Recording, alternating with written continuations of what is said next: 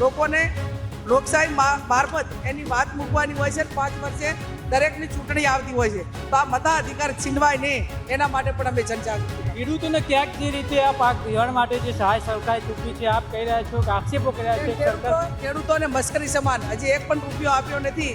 2017માં flood આવ્યું એટલે ચૂંટણી હતી એટલે ખેડૂતોને વળતર આપ્યું, પણ અત્યારે કોઈ ચૂંટણી નથી એટલા માટે ખેડૂતોને જે આપવું પડે, જે નુકસાન થયું એના પ્રમાણમાં સરકારે નથી આપ્યું. કોંગ્રેસમાં જન આક્રોશ સભા નીકળી રહી છે. આજે વાવ થરાદ ધીમાથી શરૂઆત કરવામાં આવી છે. આપણી સાથે ગેનીબેન ઠાકોર છે, આપણે એમની સાથે વાત કરીએ. બેન, જે રીતે આજે જન આક્રોશ સભા કોંગ્રેસ દ્વારા નીકળવામાં આવી છે, શું કહેવા માંગો છો?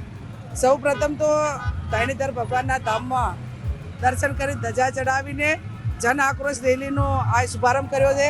ત્યારે વિવિધ પ્રશ્નો છે, વિવિધ વિસ્તારોના જે લોકોના પ્રશ્નો આવે એ અમે સાંભળીને સરકાર સુધી પહોંચાડીશું અને લોકોને કઈ રીતે ન્યાય મળે એવા અમારા પ્રયત્નો. એવા પ્રશ્નો છે કે આજ લઈ તમે નીકળ્યા? કુદરતી આફતોનું નુકસાન હોય, રેગ્યુલર નોકરીમાં ભરતી કરવા માટેની વાત હોય, મહિલાઓ ઉપરના અત્યાચારો હોય, દરેક યોજનાઓમાં ભ્રષ્ટાચાર હોય, આ તમામ બાબતનો જન આક્રોશ લોકોનો છે અને એ વાત અમે સરકાર સુધી પહોંચાડીને લોકોને ન્યાય મળે એ પ્રયત્નો કોંગ્રેસ પાર્ટીના છે. વોટ ચોરીનો આક્ષેપ હતો છતાં પણ ભાજપ બિહારમાં આવી છે, શું કહેવામાં?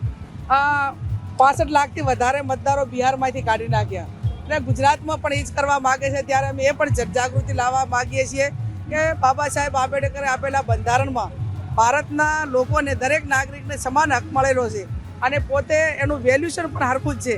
ત્યારે લોકોને લોકશાહી મારફત એની વાત મૂકવાની હોય છે. 5 વર્ષે દરેકની ચૂંટણી આવતી હોય છે, તો આ મતાધિકાર છીનવાય નહીં એના માટે પણ અમે જનજાગૃતિ. ખેડૂતોને ક્યાંક જે રીતે આ પાક ધિરાણ માટે જે સહાય સરકારે ચૂકવી છે, આપ કહી રહ્યા છો કે આક્ષેપો કરી રહ્યા છે સરકાર ખેડૂતોને મશ્કરી સમાન હજી એક પણ રૂપિયો આપ્યો નથી.